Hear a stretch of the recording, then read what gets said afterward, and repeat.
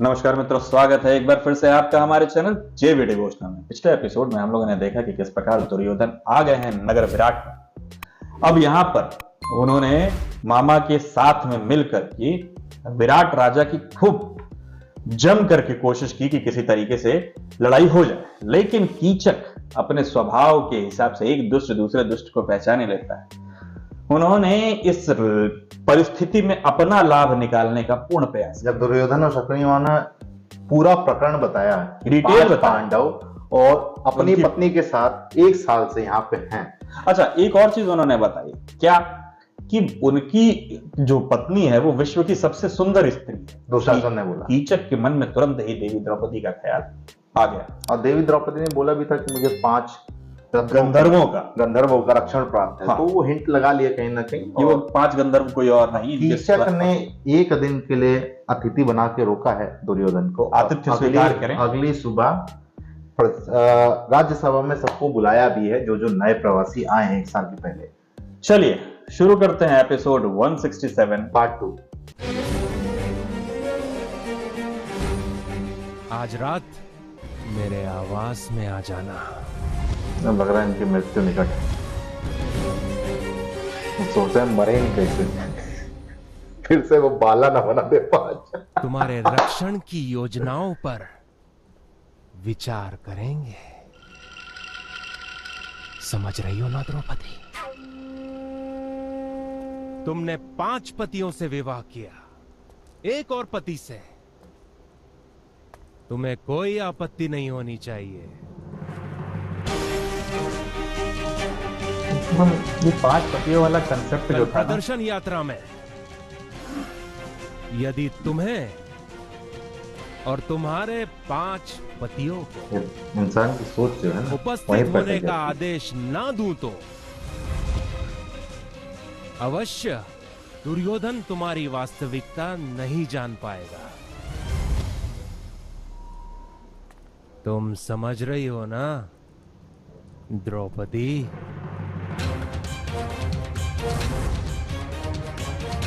लेकिन अगर इनकी मृत्यु हो गई तो दुर्योधन और शकुनी मामा की जो शक्ति इस वक्त तो नहीं हो सकता। तब तो ये भी सकते हैं कि इनको मार के उसके बाद राज्य से निकल जाए। भाई 15 दिन की बात है, कहीं और प्रवास करेंगे।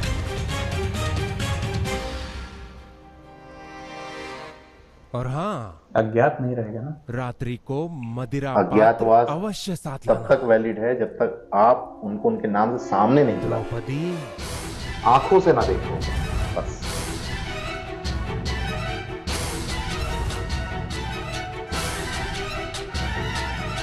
दुस्साहस का परिणाम तो कीचक तुम्हारी मृत्यु है। मैं तो यही सोचा कि मरेंगे। खोपड़ी तोड़ इसका, क्योंकि वो तो भाई जयद्रथ तो कहीं ना कहीं रिश्तेदारी में पड़ गए थे। इनके पास क्या है? उनके बहन के पति थे। इनके पास नहीं, जैसे अर्जुन है। असंभव स्थिति है आर्यपुत्रों। यदि मैं उस कीचक के दुष्प्रस्ताव को मान्य करूंगी तो मुझे मृत्यु की शरण में जाना होगा, और यदि मान्य नहीं करती तो हम सबको फिर से 12 वर्षों का वनवास और 1 वर्ष का अज्ञातवास धारण करना होगा। है तो क्रिटिकल सिचुएशन। तो हम कीचक को मारकर नगर से भाग जाएंगे। वही आइडिया आया। हाँ, मात्र 15 दिनों की बात है। अज्ञातवास भी पूर्ण होने वाला है। आइडिया तो वही है। इतने दिनों तक हम वन में नहीं छिप सकते ज्येष्ठ। हम भाग नहीं सकते सहदेव।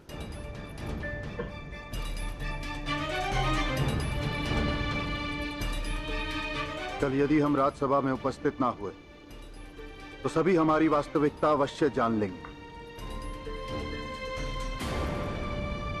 दुर्योधन महाराज विराट पर आक्रमण करेगा, और महाराज विराट ने हमें आश्रय दिया है सहदेव। 1 वर्ष तक हमने इस नगर का अन्न खाया है। इनका रक्षण करना हमारा उत्तरदायित्व है। हम ही बचा सकते हैं। हम अज्ञातवास को विफल नहीं कर सकते ज्येष्ठ। अब युद्ध का समय आ गया है।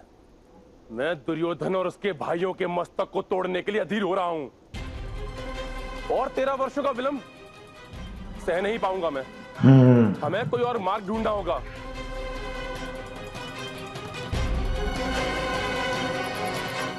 मार्ग मिल सकता है भ्राता भीम, यदि हम स्वयं से उचित प्रश्न पूछें तो।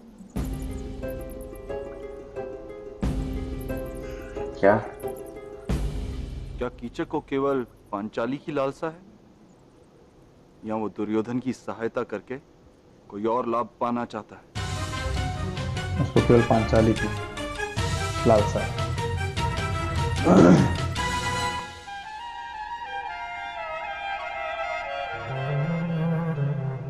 तो आप मत्स्य देश के सिंहासन पर बैठना चाहते हैं?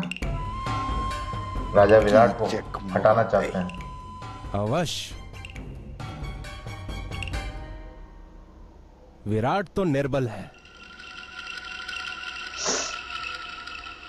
वास्तविक राजा तो मैं हूं।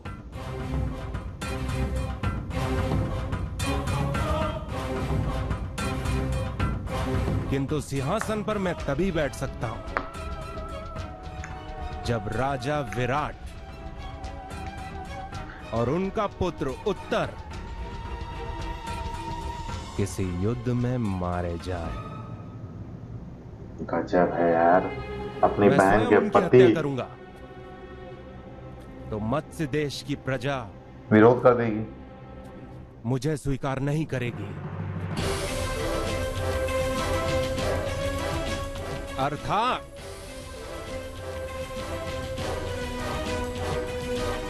आप मत्स्य पर आक्रमण कीजिए, विराट और उसके पुत्र का वध कर वध दीजिए। कीजिए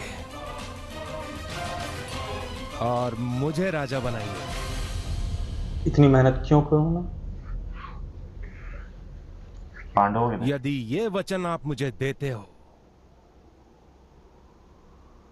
तो मैं आपके अपराधियों को आपके सामने उपस्थित कर दूंगा।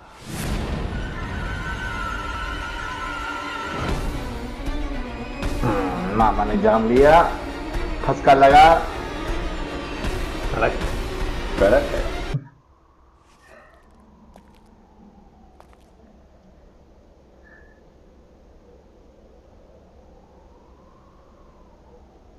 हमें मान्य है कीचक महोदय।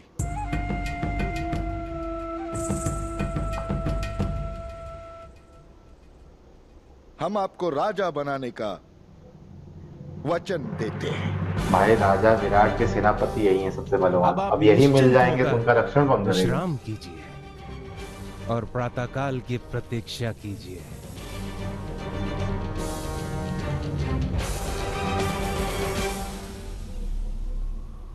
मुझे प्रातःकाल से पहले एक और महत्वाकांक्षा है। पूरी करनी है।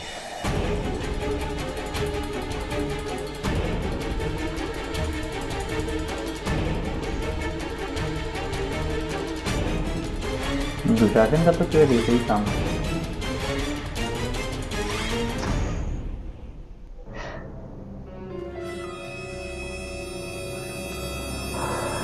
कीचक अवश्य महाराज विराट के साथ विश्वासघात करने की योजना बना। अर्जुन पकड़ लिए। और मुझे विश्वास है कि इस बात का संदेह महाराज विराट को भी अवश्य। यदि ये सत्य है तो उससे हमारी स्थिति नहीं बदलती भ्राता अर्जुन। हमारा वनवास तो विफल होकर रहेगा।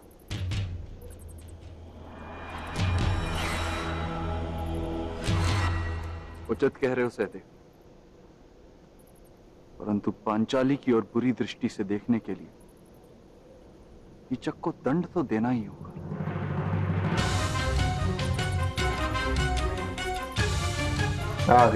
योजना है मेरे पास।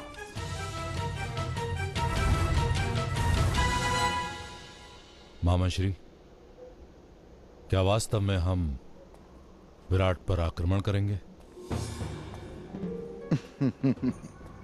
नहीं मेरे बच्चे, वो बूढ़ा भैरव कभी आक्रमण नहीं करेगा।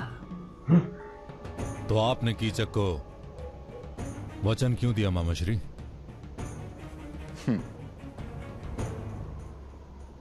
मनुष्य की महत्वाकांक्षाओं के मार्ग में सबसे बड़ा अवरोध कौन होता है जानते हो? कौन?